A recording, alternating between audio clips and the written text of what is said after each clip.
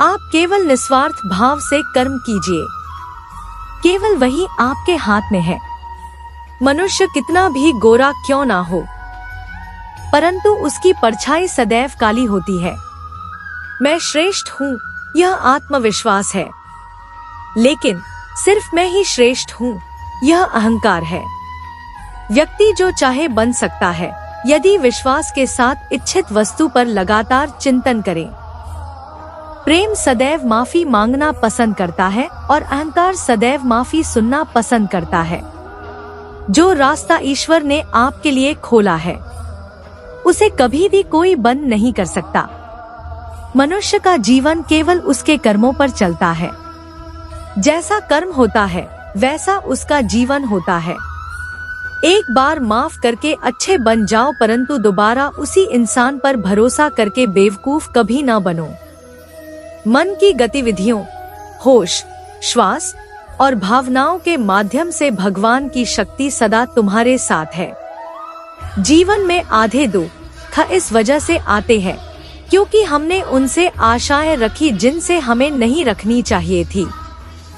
मैं ही इस सृष्टि की रचना करता हूँ, मैं ही इसका पालन पोषण करता हूँ और मैं ही इस सृष्टि का विनाश करता हूँ।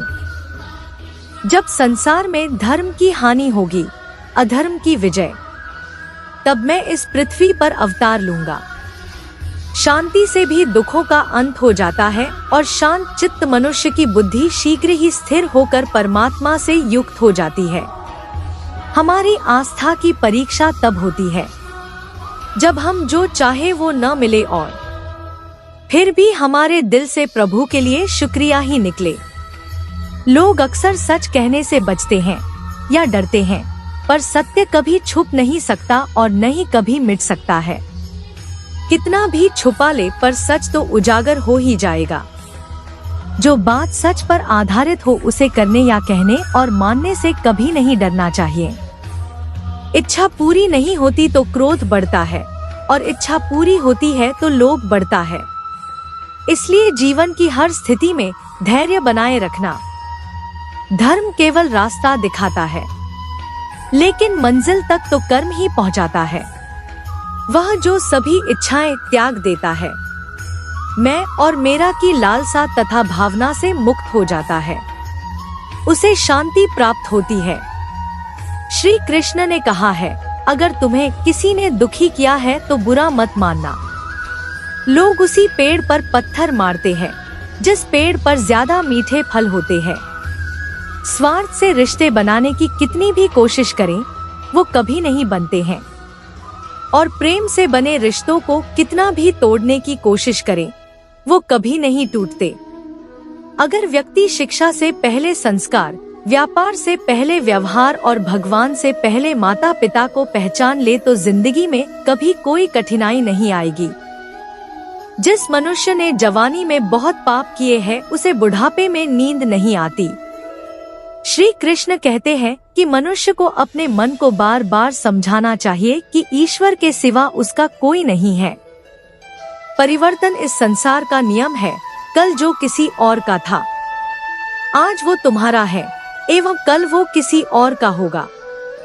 विषयों का चिंतन करने से विषयों की आसक्ति होती है, आसक्ति से इच्छा उत्पन्न होती है और इच्छा से क्रोध होता है, क्रोध से सम्मोहन और अविवेक उत्पन्न होता है।